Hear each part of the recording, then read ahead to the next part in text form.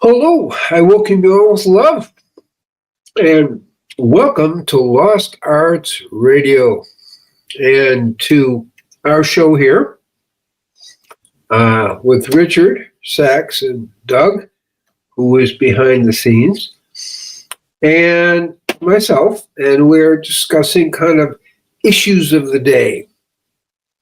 But first, I want to just do a little prayer, merging the heart and the mind. There we go. Hashem Yikud Kudusha Brihu Ushinete Bi Ilu Imulaya Shem Yuke Beloke Biadashim Shem Kusrael Kolam Amen. Okay, so that's feeling that merging of heart and mind.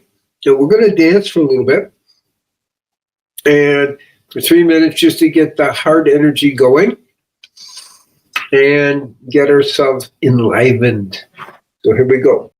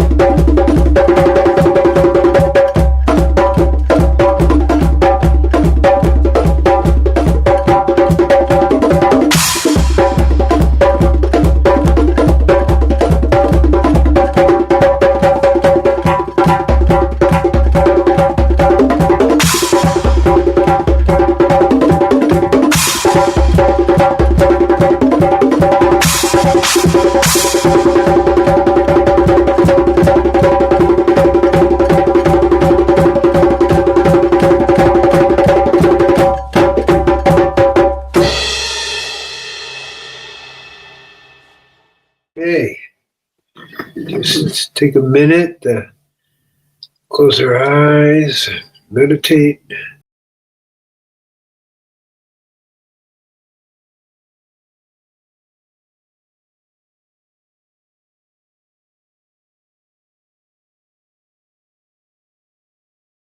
Yo. Now slowly come out of meditation.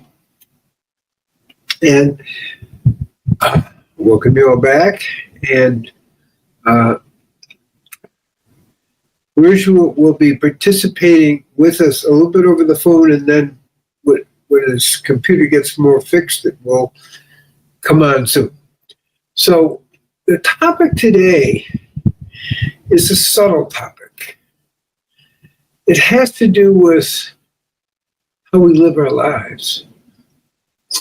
Now, that may seem like it's not so subtle, but as we can see, there's a lot of resistance to some of the changes that are beginning to happen And people have resistance from different levels. Oh, I don't like Trump, or I don't like Republicans, or I don't like change.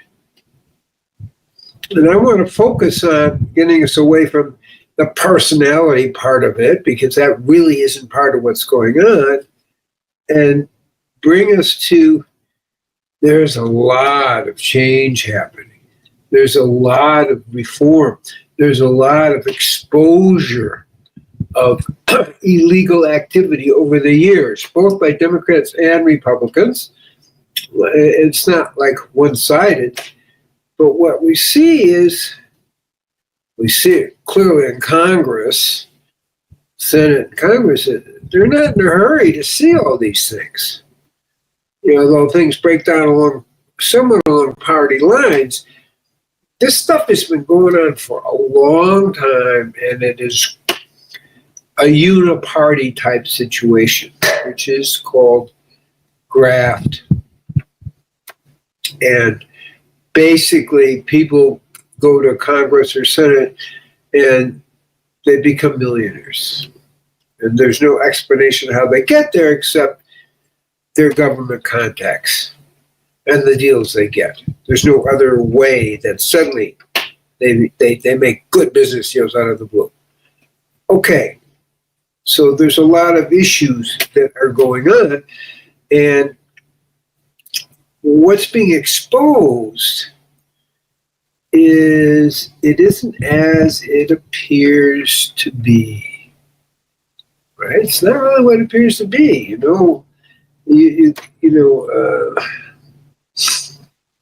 every little thing has tremendous amount of graft and illegal activity involved.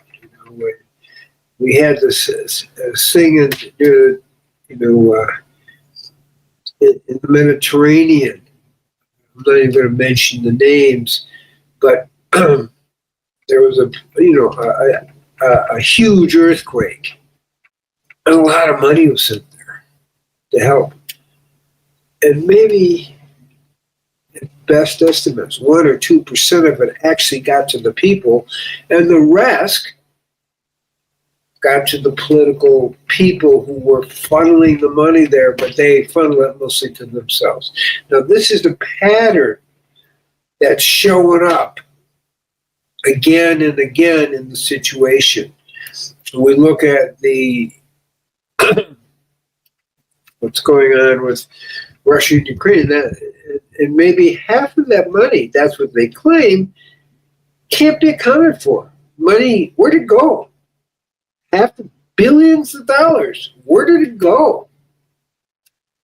Only half is accounted for.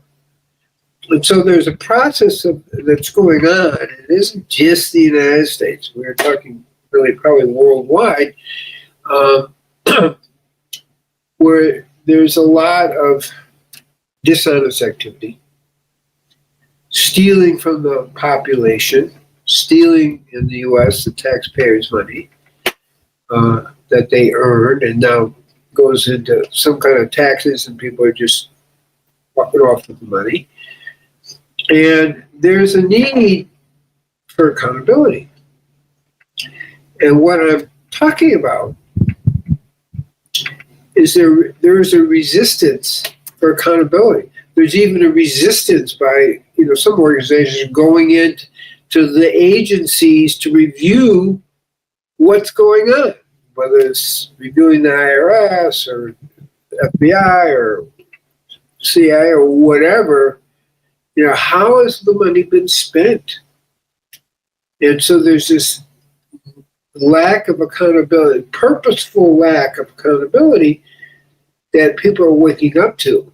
And it's like, it's a massive statement about integrity. I'm not trying to really make a political statement here. Yeah, they're politics, but it's about integrity. The integrity of our leaders, both Democrat and Republican. It's like, the money's being stolen. And it's like, how can we justify any of this? So it's a serious wake-up call about integrity of our public officials.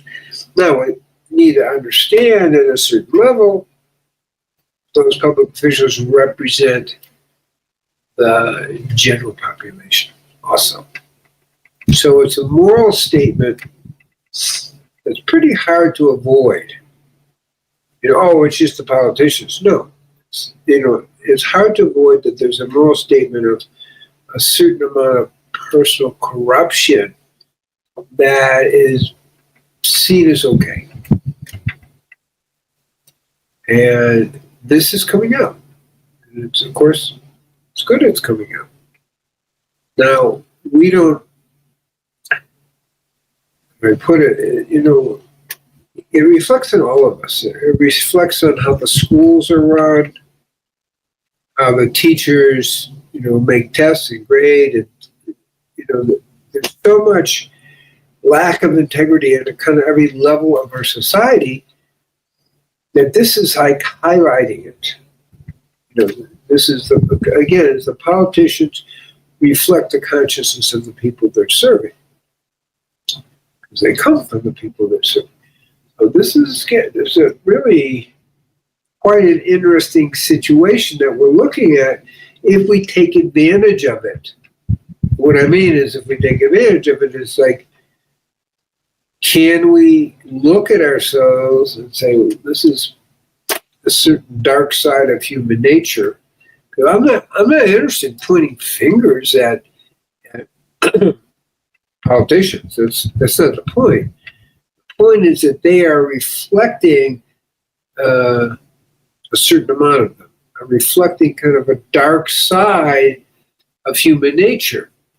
And without appropriate controls, there's a tendency, if people aren't grounded in morals and ethics, to just act out. In this case, be high-level thieves. In worst case, we take it and we look at the child, the 300,000 children have disappeared. Where'd they go? What's going on? I don't even want to get into that as much as that is unanswered. How can you lose 300,000 kids? How does that happen? Who's profiting from this? Oh, we don't know what happened. And so it really requires us to look very seriously at ourselves and the lifestyles we're living, to bring them back into alignment. And where do we get a moral basis? Well, we look at the Bible. We have the 10 speakings, and we have a code of ethics that emerge of how important it is to return to that. Because without a code of ethics that people share, we get exactly what we're getting now: the chaos and the corruption. That's what makes it so significant. It's not like, okay, these are bad people, but we're okay. No. It reflects the whole society is reflecting this lack of spiritual integrity. And that's the most serious thing about it. So what are we going to do about it? Well, what are we going to do about bringing spiritual integrity, which also brings us to morals and ethics, back into all levels of government? But really, not just that, all levels of our interaction. Because the unscrupulous activities of the congressmen and senators is still reflecting our unscrupulous behaviors. And, people are doing it at different levels, but it's still there.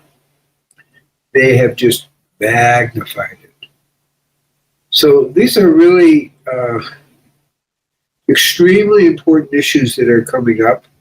I'm trying to take it to a little bit deeper level than just saying, oh, there's political corruption, the different political parties are corrupt, and this person is corrupt, and that person's corrupt, and needs to go to jail.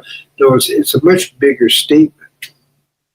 It's a reflection on the American way of life and where it has taken us, where we're at now. I can't tell you that Trump is talking about it that way or Elon Musk is talking about it, but they are uncovering it. And there are different levels of interpretation. What this all means? What are we going to do? So the next question is, what are we going to do? That's the question. It's like, okay, we got it. It's obvious. We can deny it. We can say, don't take inventories. We can say, don't look at the books. That's what people are trying to do. The books are private. Yeah. No, it's a public trust that's going on. And these are public institutions, by and large. And the books aren't private. Particularly when the stealing and graft and corruption is actively going on. And yes, there may be some people caught and go to jail. Okay, fine. But trying to talk it on a bigger level, trying to take it to the spiritual level, how we live our lives. Are we living with integrity? Are we living holding certain morals and ethics? How are we living?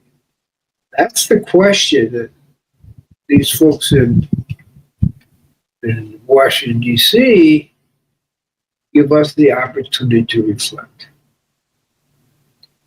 And to me, that's the most important thing to really, really understand, is this is giving us an opportunity to look into our own lives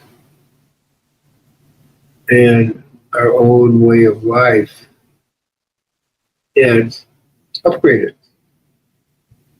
Look at ourselves in the mirror.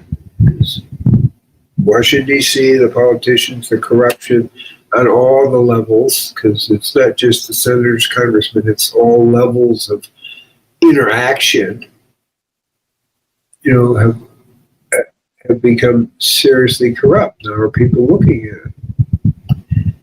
I see, it's maybe a limited view, I see a lot of people not even being open to seeing the corruption at this point. Obviously, some people are, and I think with backing the president and a certain level of high integrity people, which is really good, that it will manifest in the most serious way.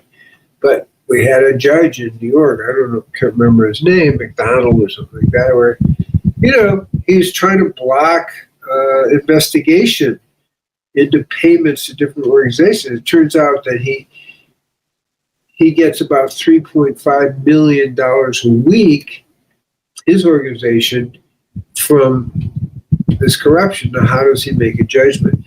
Well, that's part of the problem. So it's time to assess the integrity of the judges.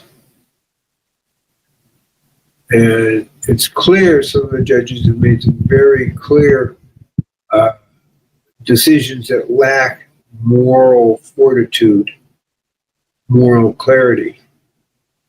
And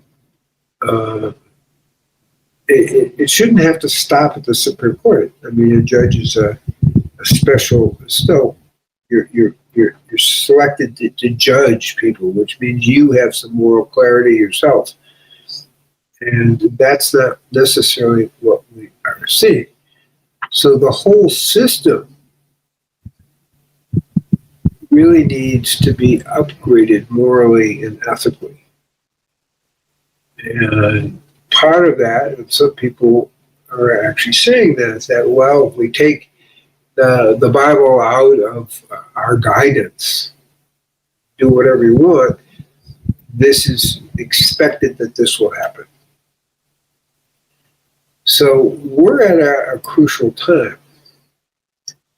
Now, skipping a little bit, are going to go to the time of Noah, where the same sort of things are happening. And people have lost their moral and ethical bearing. And we're doing a lot of things that we are seeing today, including experiments on animals and cross-sex experiments on animals and mating different animals with other different species. It's like pretty sick actions, but we're seeing some of those happen today. So we are in a kind of an opportunity to break out of the moral abyss. And I think that's a little bit this massive exposure. I mean, billions of dollars, people have stolen. It's like, this is massive. And again, there are people who don't want to see it, don't want to hear it. And because it means also looking at ourselves. And that, I think, is a really important issue in piece of the bigger puzzle. So this is really what's being presented to us. It's really a blessing, because we can, not that we will, but most likely, hopefully we will, choose a path that returns us to morals and ethics, not just in political life, but in every aspect of life. That's an exciting potential. And what we're seeing today is, in a sense, an opening of an opportunity to return to a moral, ethical, healthy way of life. That's great. And so I look at that in that sense of opportunity is for us to take advantage of.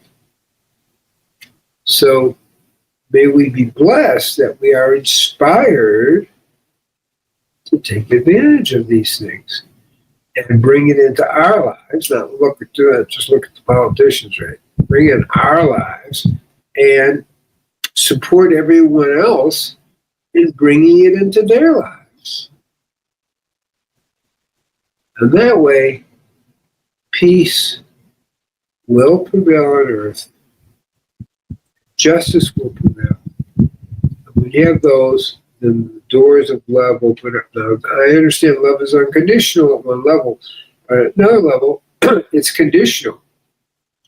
Okay? And it's conditional in the sense that when people are acting aberrantly, you can love them and not their actions, but still, it's not full love because you're not loving their actions. You're not loving the full being. So it's very nice to say, well, we love you, but not your actions, but that doesn't solve the problem. The actions have to be aligned with what merits love, and what merits hope, and what merits integrity and quality of character. So maybe everyone be blessed that our actions, our personal actions, are inspired by what's going on in Washington, D.C., and all the corporations involved, all the military involved. That we'd be inspired to say, hey, we don't have to be like that. We need to up the level of integrity in everything we do, and including demanding a level of integrity in our politicians and our representatives, in business, in spirituality, religions. So that's my blessing, that we'd be able to do that. And we're going to end with peace be with you. And thank you, Doug, in the background. Thank you, Richard, working on his computer. But may everyone be blessed with the inspiration that we get to see what happens when you're out of tune, and may we be blessed to come back into it. Peace be with you. Shalom, shalom, shalom. Om Shanti, Shanti, Shanti. Om Atakiwasan. Aho. I've got Richard here on the phone. Do you want to speak that way? I think we can make it work. Yeah. Okay. Right. Here's Richard. Hear me, Gabriel? I can hear you. I think your talk was really good, and it brings up a lot of important questions, one of which is, why do people act up to a higher level of behavior? You know, we've had these codes of ethics for a long time, and there's still corruption everywhere. So the threat of force is not sufficient. And I think it brings up the importance of reconnecting to who we are. You know, if our human nature is dark, then it's not going to get significantly better. But if our real nature is something different, connected to God that we came from, then there's a chance for total awakening. And I think that's the case. That's how it seems to me.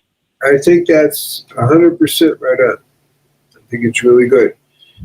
So that's kind of what I'm talking about. You know, so we have choices we have to make. We can't blame other people. They have to come for us. And then what comes from us then brings higher quality in every level of the nation. There's a certain level where you recognize that whatever you do to other people, you do to yourself. And then corruption is over. Yep. Totally. That's good. I couldn't agree more. So thank you for the feedback, and good. Anything else anybody wants to say? Everybody, we're in this age, we have a lot of great technology, but we're also dependent on it. And in my case, the computer system decided to run a major update right before the show.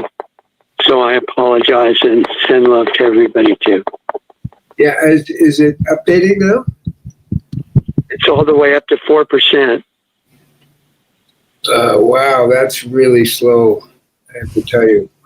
The progress from the beginning of the show. Yeah, that's really slow. It should be updated already. Yeah, it's doing something major. Yeah. Okay. How's everything else going? Besides the computer, you mean? Yes.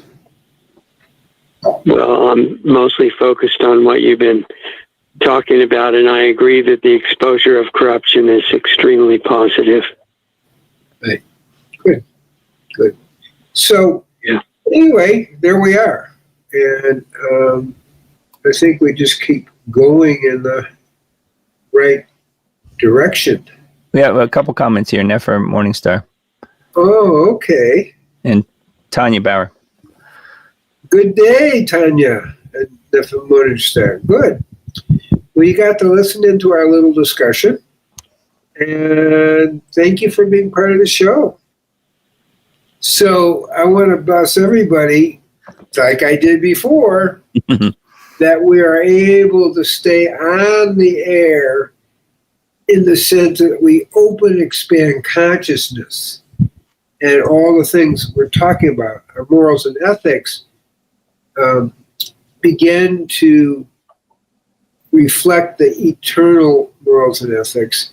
And may we truly help awaken our society, not just in the U.S., but in the world.